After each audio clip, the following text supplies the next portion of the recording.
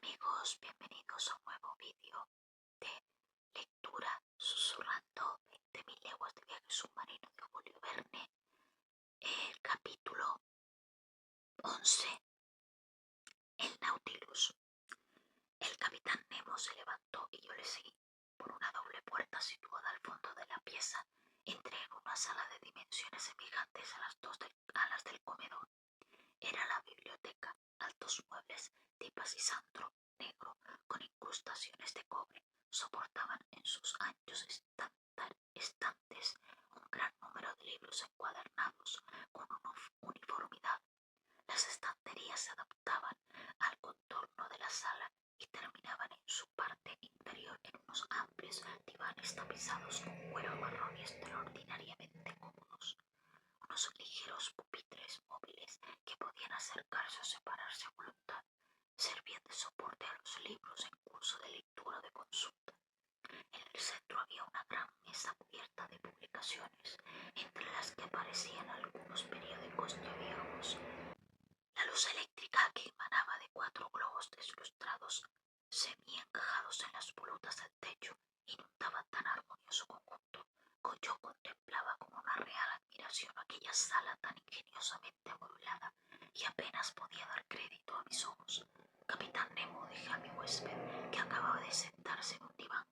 He aquí una biblioteca que honraría a más de un palacio de los continentes, y es una maravilla que esta biblioteca pueda seguirle hasta lo más profundo de los mares. ¿Dónde podría hallarse mayor soledad, mayor silencio, señor profesor? ¿Puede usted hallar tanta calma en su gabinete de trabajo del museo? No, señor, y debo confesar que al lado del suyo es muy pobre. He aquí por lo menos 6 o 7 mil volúmenes, no, 12.000, señor Aronnax. Son los únicos lazos que me ligan a la tierra, pero el mundo se acabó para mí el día en que mi Nautilus se sumergió por primera vez bajo las aguas. Aquel día compré mis últimos libros, mis últimos periódicos. Desde entonces quiero creer que la humanidad ha cesado de pensar y de escribir. Señor profesor, esos libros están a su disposición y puede utilizarlos con toda libertad. Di las gracias al capitán Nemo y me acerqué a los estantes de la biblioteca. Abundaban en ella los libros de ciencia, de moral, de literatura, escritos en numerosos idiomas, pero no vi ni una sola obra de economía, política, disciplina, que al parecer estaba allí reservadamente proscrita. Detalle curioso era el hecho de que todos aquellos libros, cualquiera que fuese la lengua en que estaban escritos, se hallaban clasificados indistintamente. Tal mezcla probaba que el capitán del Nautilus debía de leer corrientemente los volúmenes que su mano tomaba al azar.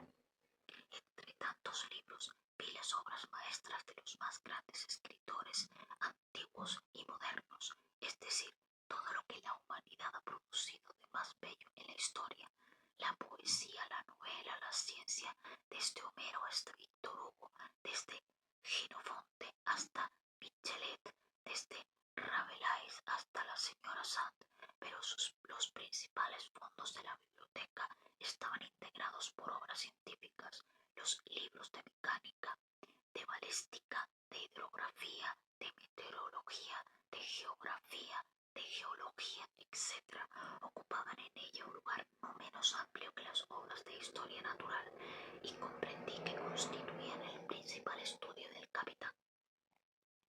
Vi allí todas las obras de Humboldt, de Arago, los trabajos de Foucault, de Henri Sainte, de Clark Deville, de Charles de Milne Edwards, de Castrefes, de Tyndall, de Faraday, de Berthelot, del Abate, Secchi, de Petermann, del comandante Maury, de Agassiz, etc., las memorias de la Academia de Ciencias, los boletines de diferentes sociedades de geografía, etc., y también en buen lugar los 2 volúmenes que me habían valido probablemente esa acogida relativamente caritativa del capitán Nemo.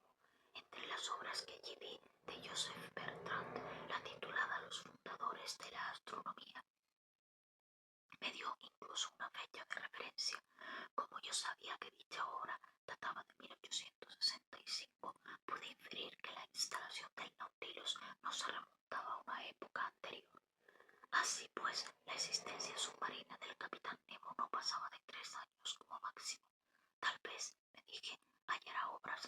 suficientes que me permitirán fijar con exactitud la época, pero tenía mucho tiempo ante mí para proceder a tal investigación y no quise arrastrar más nuestro paseo por las maravillas del Nautilus. Retrasar, perdón. Señor, dije al capitán, le agradezco mucho que haya puesto esta biblioteca a mi disposición. Hay aquí tesoros de ciencia de los que me aprovecharé. Esta sala no es solo una biblioteca, dijo el capitán Nemo, es también un fumadero. ¿Fumadero? ¿Se fuma pues a bordo? En efecto. Entonces, eso me fuerza a creer que la conserva usted relaciones con La Habana. De ningún modo, respondió el capitán. Acepte este cigarro, señor Aronnax, que aunque no proceda de La Habana, habrá de gustarle si es usted buen conocedor. Tomé el cigarro que me ofrecían. Parecía fabricado con hojas de oro y por su forma recordaba a Londres. Lo encendí en un pequeño brasero sustentado en una elegante peana de bronce y aspiré las primeras bocanadas con la voluptuosidad de quien no ha fumado durante 2 días. Es excelente, dije, pero no es tabaco. No, respondió el capitán, este tabaco no procede ni de La Habana ni de Oriente. Es una especie de alga rica en nicotina que me provee el mar, si bien con algunas gases le hace echar de menos los Londres, señor. Capitán, a partir de hoy los desprecio. Fume, pues, sin preocuparse del origen de estos cigarros. No han pasado por el control de ningún monopolio, pero no por ello son menos buenos, creo yo. Al contrario, en este momento el capitán Nemo abrió una puerta situada frente a la que me había abierto, pasó a la biblioteca y por ella entré a un salón inmenso y espléndidamente iluminado. Era un amplio cuadrilátero, 10 metros de longitud, 6 de anchura y 5 de altura, en el que las intersecciones de las paredes estaban recubiertas de paneles. Un techo luminoso, decorado con ligeros arabescos, distribuía una luz clara y suave sobre las maravillas acumuladas en aquel museo. Pues de un museo se trataba realmente. Una mano inteligente y pródiga había reunido en él tesoros de la naturaleza y del arte, con ese artístico desorden que distingue el estudio de un pintor. Una treintena de cuadros de grandes maestros en marcos uniformes separados por resplandecientes panoplias ornaban las paredes cubiertas por tapices con dibujos severos. Pude ver allí telas valiosísimas que en su mayor parte habían admirado en las colecciones particulares de Europa y en las exposiciones. Las diferentes escuelas de los maestros antiguos estaban representadas por una Madonna de Rafael, una Virgen de Leonardo da Vinci, una ninfa del Correggio, una mujer de Tiziano, una adoración de Veronés, una asunción de Murillo, un retrato de Holbein, un fraile de Velázquez, un mártir de Rivera, una fiesta de Rubens, 2 paisajes flamencos de Teniers, 3 pequeños cuadros del género de Gerard Rowe, de Metsu y de Paul Potter, 2 telas de Héricault y de Proudhon, algunas marinas de Pacrouset y de Vernet. Entre las obras de pintura moderna había cuadros firmados por Delacroix, Ingres, Degas, Troyon, Moissonier, de Vigny, etc., y algunas admirables reducciones de estatuas de mármol o de bronce según los más bellos modelos de la antigüedad se erguían sobre sus pedestales en los ángulos del manifiesto museo. El estado de estupefacción que me había augurado el comandante del Nautilus comenzaba ya a apoderarse de mi ánimo. El señor profesor, dijo aquel hombre extraño, excusará usted el descuido con que le he recibido y el desorden que reina en este salón. Señor, respondí, sin que trate de saber quién es usted, puedo reconocer en usted un artista, un aficionado, nada más, señor. En otro tiempo gustaba yo de coleccionar estas bellas obras creadas por la mano del hombre. Era yo un ávido coleccionista, un infatigable buscador, y así pude reunir algunos objetos inapreciables. Estos son mis últimos recuerdos esta tierra que ha muerto para mí. A mis ojos, sus artistas modernos ya son antiguos, ya tienen 2 o 3 mil años de existencia y los confundo en mi mente. Los maestros no tienen edad. Y estos músicos, pregunté mostrando unas partituras de Weber, de Rossini, de Mozart, de Beethoven, de Hand, de Meyerbeer, de Herold, de Warner, de Auber y de Gronot y otras muchas esparcidas sobre un piano órgano de grandes dimensiones que ocupaba uno de los paneles del salón. Estos músicos, respondió el capitán Nemo, son contemporáneos de Orfeo, pues las diferencias cronológicas se borran en la memoria de los muertos y yo estoy muerto, señor profesor, tan muerto como aquellos de sus amigos que descansan a 6 pies bajo tierra. El capitán Nemo cayó, como perdido en una profunda ensoñación. Le miré con una viva emoción, analizando en silencio los rasgos de su fisionomía. Apoyado en sus codos sobre una preciosa mesa de cerámica, él no me veía, parecía haber olvidado mi presencia. Respeté su recogimiento y continué examinando las curiosidades que enriquecían el salón. Además de las obras de arte, las curiosidades naturales ocupaban un lugar muy importante. Consistían principalmente en plantas, conchas y otras producciones del océano, que debían de ser los hallazgos personales del capitán Nemo. En medio del salón un surtido iluminado eléctricamente caía sobre un pilón formado por una sola trilagna. Esta concha, perteneciente al mayor de los moluscos acéfalos, con unos bordes delicadamente festoneados, medía una circunferencia de unos 6 metros. Excedía, pues, en dimensiones a las bellas trilagnas regaladas a Francisco I por la República de Venecia y de las que la iglesia de San Sulpicio en París ha hecho 2 gigantescas pilas de agua bendita. En torno al pilón, en elegantes vitrinas picadas por armaduras de cobre, se hallaban convenientemente clasificados y etiquetados los más preciosos productos del mar que hubiera podido nunca contemplar una turista. Se comprendía mi alegría de profesor. La división de los zofitos ofrecía muy curiosos especímenes de sus 2 grupos de pólipos y de equinodermos.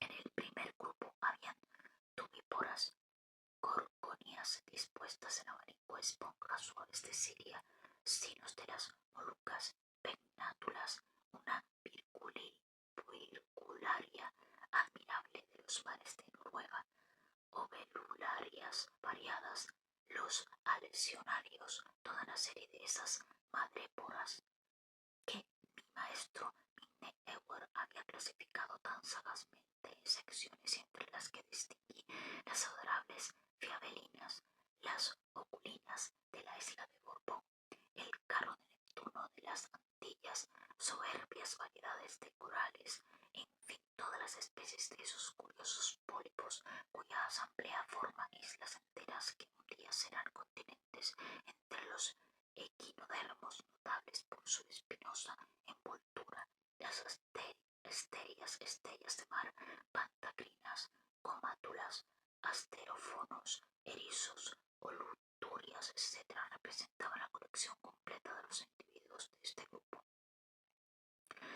Un conquilliólogo un poco nervioso se hubiera pasmado y vuelto loco de alegría ante las otras vitrinas más numerosas en las que se hallaban clasificadas en las muestras de la división de los moluscos. Veo una colección de un valor inestimable, para cuya descripción completa me falta tiempo. Por ello, y a título de memoria, solamente citaré el elegante martillo real del océano Índico, cuyas regulares manchas blancas destacaban vivamente sobre el fondo rojo y marrón, un espóndilo imperial de vivos colores, todo erizado de espinas, raro espécimen en los museos europeos, y cuyo valor estimé en unos 20.000 francos, martillo común de los mares de Nueva Holanda, de difícil obtención, pese a su nombre, berberechos exóticos del Senegal, frágiles conchas blancas bivalvas que un soplo destruiría como una pompa de jabón algunas variedades de las regaderas de Java, especie de tubos calcáreos festoneados de repliegues foliáceos muy buscados por los aficionados, toda una serie de troncos, unos de color amarillento verdoso, pescados en los mares de América y otros de un marrón rojizo, habitantes de los mares de Nueva Holanda o procedentes del Golfo de México y notables por sus conchas imbricadas, esteleridios hallados en los mares australes y por último el más raro de todos, el magnífico esperón de Nueva Zelanda, admirables tellinas sulfuradas, preciosas especies de citeleas y de Venus, y el botón trencillado de las costas de Tranquebar, el turbo marmoreo de nácar resplandeciente de los papagayos, verde de los mares de China, el cono casi desconocido del género de Cudiduyi, todas las variedades de porcelanas que sirven de moneda en la India y América, la gloria del mar, la más preciosa concha de las Indias orientales, en fin, litorinas, delfínulas, turritelas, jantinas, óvulas, volutas, olivas, mitras, cascos, púrpuras, pusínidos, arpas, rocas, tritones, ceritios, usos, estrombos, teríceas, patelas, hiálicos, cleodoras, conchas tan finas como delicadas que la ciencia ha bautizado con sus nombres más encantadores. Aparte en vitrinas especiales había sartas de perlas de la mayor belleza, a la que la luz eléctrica arrancaba destellos de fuego, perlas rosas extraídas de las ostras peñas del mar rojo, perlas verdes de hialotide, iris, perlas amarillas, azules, negras, curiosos productos de los diferentes moluscos de todos los océanos y de algunas ostras del norte, y en fin varios especímenes de unos precios incalculables, destilados por las más raras pintadinas. Algunas de aquellas perlas sobrepasaban el tamaño de un huevo de paloma y valían tanto más que las que vendió por 3 millones el viajero Tavernier al Shah de Persia, y que la del imán de Mascate, que yo creía sin rival en el mundo. Imposible hubiera sido cifrar el valor de esas colecciones. El capitán Nemo había debido gastar millones para adquirir tales especímenes. Estaba preguntándome yo cuál sería el alcance de la fortuna que permitía satisfacer tales caprichos de coleccionista, cuando el capitán interrumpió el curso de mi pensamiento. Lo veo muy interesado por mis conchas, señor profesor, y lo comprendo, puesto que es usted naturalista, pero para mí tienen además un encanto especial, puesto que las he cogido todas con mis propias manos, sin que un solo mar del globo haya escapado a mi búsqueda.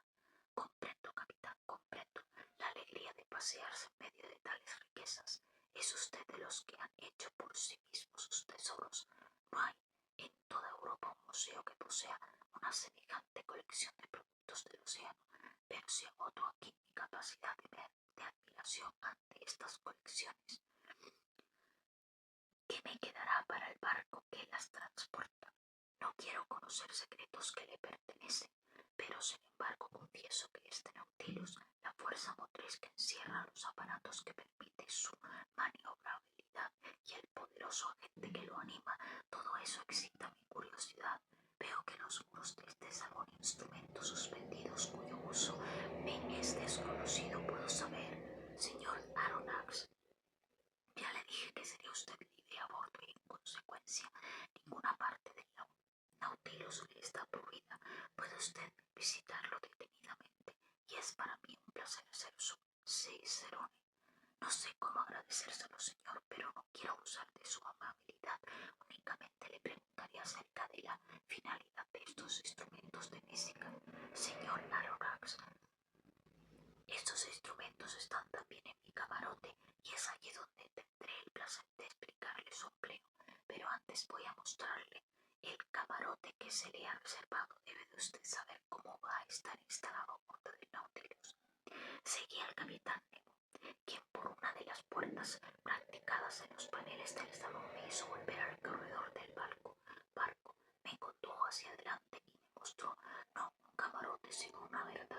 habitación elegantemente amueblada con lecho y tocador. Di las gracias a mi huésped. Mi camarote es contiguo al mío. Su camarote es contiguo al mío, me dijo él al tiempo que abrió una puerta. El mío da al salón del que acabamos de salir. Entré en el camarote del capitán, que tenía un aspecto severo, casi cenobial. Una cama de hierro y una mesa de trabajo y una cómoda de tocador componían todo el mobiliario, reducido a lo estrictamente necesario. El capitán Nemo me mostró una silla. Siéntese, por favor. Me senté y él tomó la palabra de los términos que siguen. Bueno, queridos amigos, terminamos este capítulo de 20.000 leguas de viaje submarino de Julio Verne, en la página Wikisource, titulado, primera parte, titulado El Nautilus, traducido por Miguel Portual, capítulo 11. Muchas gracias por estar ahí, besitos y cuídense, hasta la próxima.